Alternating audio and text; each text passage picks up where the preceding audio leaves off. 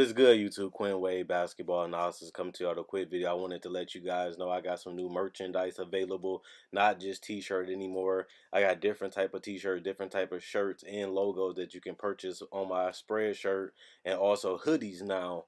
We have expanded and added more to the channel and more merchandise for the brand. Thanks for supporting. It will be in the description and the links will be in the comment section below. Thanks for helping me and supporting the movement. Quinn Wade Basketball Analysis. I'm going. Well, this is good, YouTube. Quinn Wade Basketball Analysis here. Coming to you with a quick video. We're going to talk about Buddy Hield, Luke Walton, and the Sacramento Kings. They played majority of their games without Big Bagley, and De'Aaron Fox has missed a lot of games, and they have still went out there and competed. They have found ways to win games. They have found ways to steal games. They have found ways to close games. They're showing their maturity. They're going out there having fun and competing. And Buddy Hield has been amazing. This is a guy that a lot of people felt was going to be successful in the NBA just because he loves the game of basketball. He loves putting in the work. He loves grinding, and he has continued to get better.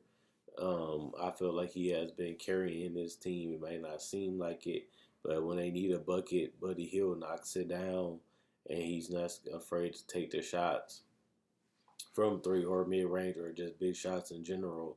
He's been doing this for a long time, and now Sacramento is relying on him a lot because Bagley and Fox was gone, and he has been able to help get W's in Sacramento and stay alive and not fall off too hard to the point where they'd be out of the playoff race. Instead, they're in the seventh or eighth seed in the West.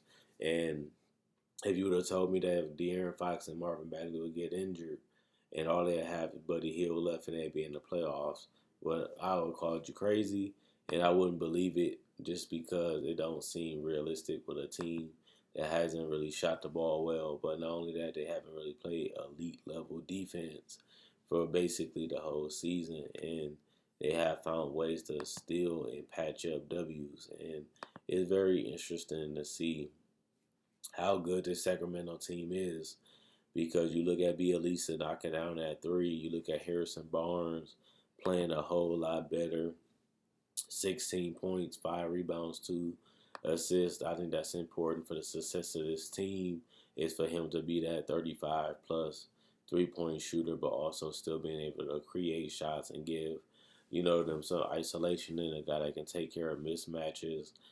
He is a big, wide body. He can score over the top, and he can get to the free throw line. And they don't really need him to be an all-star or a superstar. They just need him to pick up his weight. And I feel like Harrison Barnes has done that the last couple weeks, and it has really helped them win games. But when you look at them, they're on a 3-game winning streak.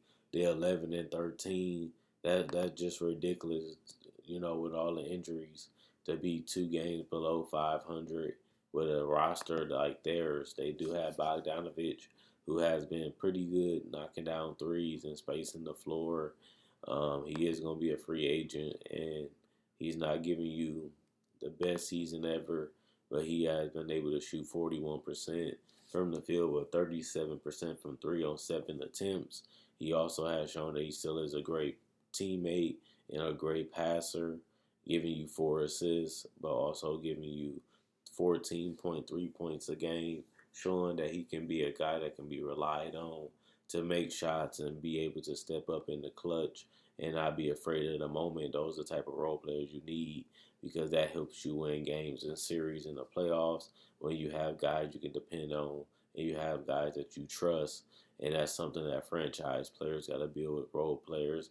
If I'm passing you the ball and you really go out there and stay consistently knocking down shots, and you look at Harrison Barnes and you look at Bojan, it has been amazing. And I'm really impressed with what he has done, especially since he didn't get the rookie extension. You would think that he would be trying to prove himself or being disappointed, but he just continued to be a consistent professional, and he has continued to push himself to be better. And That's why in free agency he might not stay with the Kings because he's going to be wanting more money.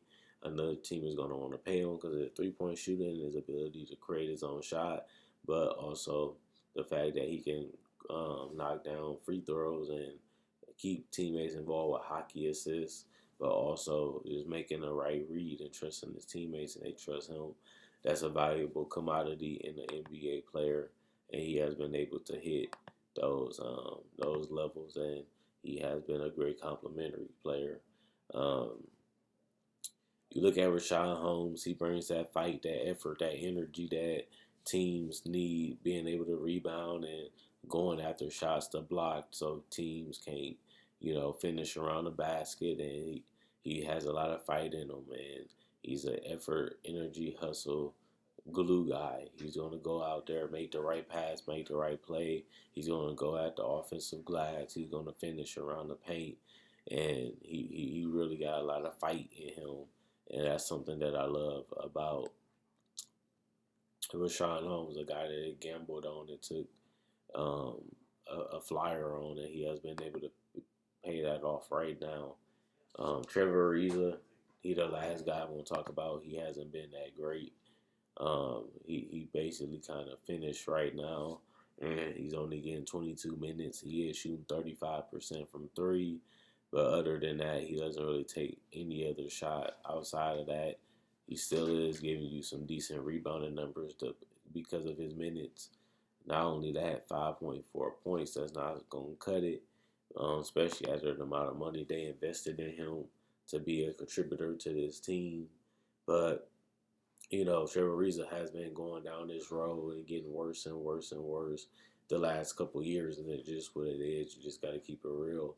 But I still feel like he is a guy you want in your locker room, a guy that won a championship, a guy that can really help guys like Bojan get better defensively, but also, he can be a guy that can lead by example because he has won and he does know what it takes to make it to the playoffs, something that this team hasn't done yet. But you got to think about this team as a team that fights, a team that never gives up, a team that is very confident in themselves and their skills because they have stepped up in big moments. They have closed games. And Buddy Hield has shown that he can be a reliable closer, but a guy that can get tough shots off and a guy that can really go out there and be a difference maker, something that he really wasn't getting clocked when he first got to Sacramento in the Pelicans. Now he's proven that he's a legitimate star.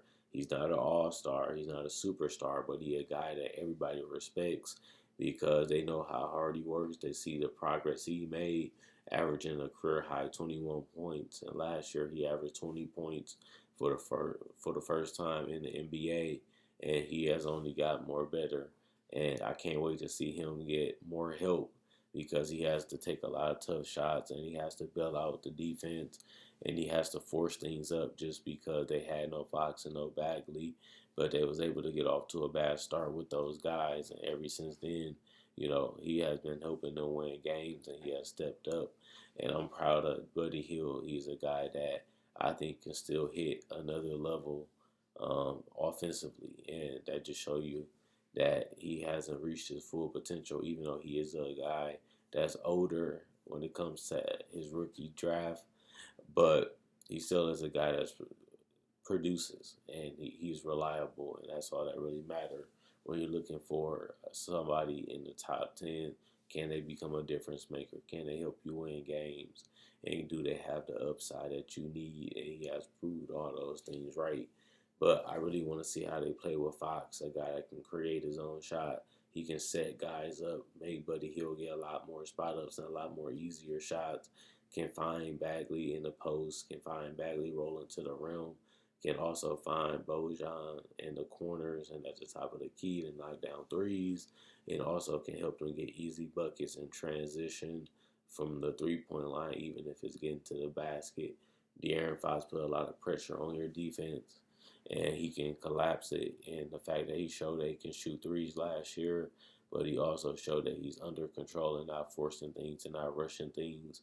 I think that's very important at the end of the day when you look at the progress of this team. So I'm loving what I'm seeing. I love what they're doing. I like that Lou Walton didn't get fired just because they got off to a bad start, and he's proven that he is a solid and decent coach, like most of us thought.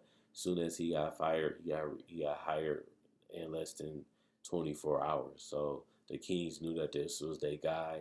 They knew that he can make a difference. They knew that he can get the best out of this team, and he has done a fantastic job to keep them competitive, to keep them fighting, and to keep them giving they all on a daily basis of a basketball game. And I love what he's doing right now, and I want to see if this team can go from almost making it to the playoffs to actually making it, or is they just a team that's benefiting from their schedule and winning those games because the games are a little bit more easier, even though they did go against some tough competition these last 10 games. They have really been amazing. So let me know what you guys think. Is Buddy Hield, does he have another level to reach? Is Lou Walton showing that he is a great coach? What do you feel about De'Aaron Fox being out, Bagley being out, and they showing the resiliency and showing that they can still get wins even without their best players? Do you think Marvin Bagley can, come back and be a dominant player? Can he come back and be an all-star caliber player? And can Fox come back and not interrupt what they're doing right now and add to their winning and make them a lot better and make them a harder to guard and a more fluid and more versatile offensive team? And I think those are the questions that we're going to see. They in the playoff race. Can they finish the season in the playoffs? Something they failed to do last year. I'm interested to see that, and I definitely want to see this team healthy because they're very interesting. So let me know what you guys think about Buddy Hield and the Sacramento Kings so far this season. Like this video, check out my older videos on my channel. I have many playlists. I break down rookies, I break down players, I break down summer league. I do cover the draft, and I got a mock draft up already. Not only that, I do podcasts, and I also talk about the game of basketball, whether it comes to summer league, free agency, trade deadline, buyouts, and also I cover top 10 discussions and stuff like that. So you like this type of video, you like the NBA, check out my older videos and my playlists. I enjoy making these videos. You guys enjoy watching.